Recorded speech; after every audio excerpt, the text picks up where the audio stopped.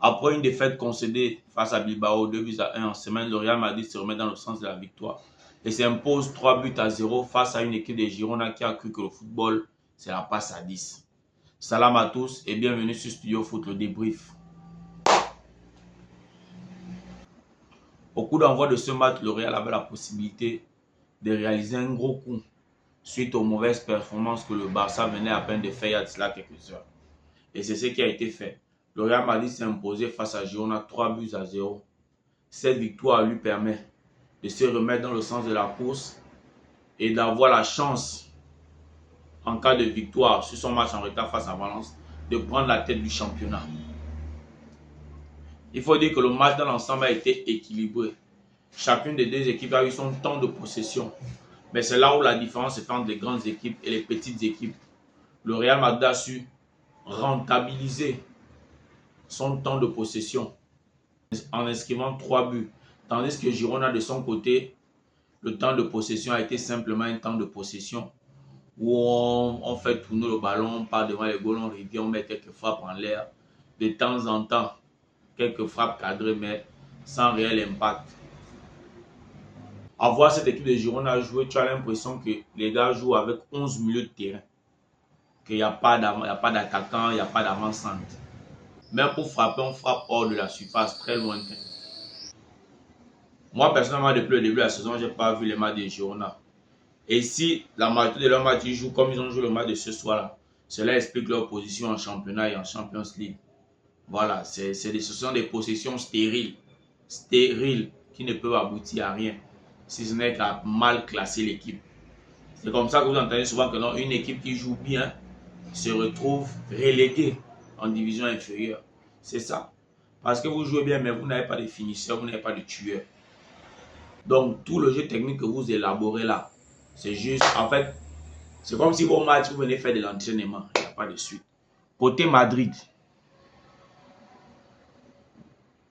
il faut dire que dans l'ensemble, Madrid s'est très bien comporté.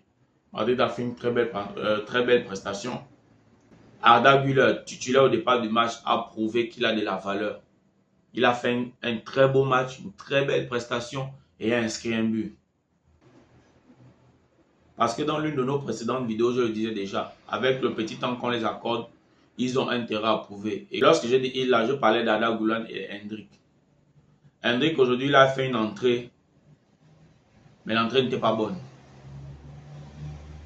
Petit, c'est comment Hendrick, c'est comment ça.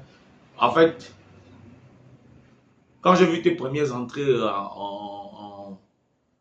au Real dans tes débuts là, quand tu venais à peine d'arriver là, ça promettait, mais depuis au moment ça rouille. C'est comment? C'est la coiffure qui dérange ou c'est quoi? Parce qu'on a l'impression que la tête pèse. Donc quand tu cours là, il n'y a pas moyen de freiner. Tu passes, tu cognes tout ce que tu trouves sur ton chemin. Le petit jet technique qu'on avait l'impression de voir là, on ne voit plus rien. Quand tu pousses au ballon, c'est comme si tu ne calcules même pas la distance qu'il y a entre toi et le prochain obstacle. Tu pousses ou pousser, tu cours. Petit, là, c'était pas bon. Tiens, c'est pas bon, petit, c'est pas bon. Il faut essayer de revoir ça. Kylian Mbappé. Aujourd'hui, là, Kylian Mbappé, c'était le yin et le yang. Après avoir foigné une série d'actions incalculables, il a fini par marquer. Après avoir foigné les actions faciles, il a marqué une action difficile. Mais je pense que ce but va lui redonner un peu de confiance. Ça va un peu essayer de le remotiver. Dans le milieu de terrain du Real, il faut être honnête. Malgré l'âge, il reste le patron du milieu de terrain à Madrid, Luka Modric. Ça, à chaque fois que Modric est sur le terrain, il y a quelque chose de différent. Il y a quelque chose de différent. C'est d'ailleurs lui qui est passeur sur le but de Mbappé. Ça ne sert à rien de le mettre au banc ou bien de faire comme j'entends souvent. Oh, il est fatigué, Oui, il est fatigué, mais même étant fatigué, là, le ballon qui joue là, il n'y a pas un petit au Real qui peut jouer au ballon. Ça, il faut être honnête. Valverde, c'est une baisse de régime. Bellingham, homme du match. Mais Bellingham, c'est pas un milieu en tant que tel. En fait, il a un mode de transition entre le milieu et l'attaque.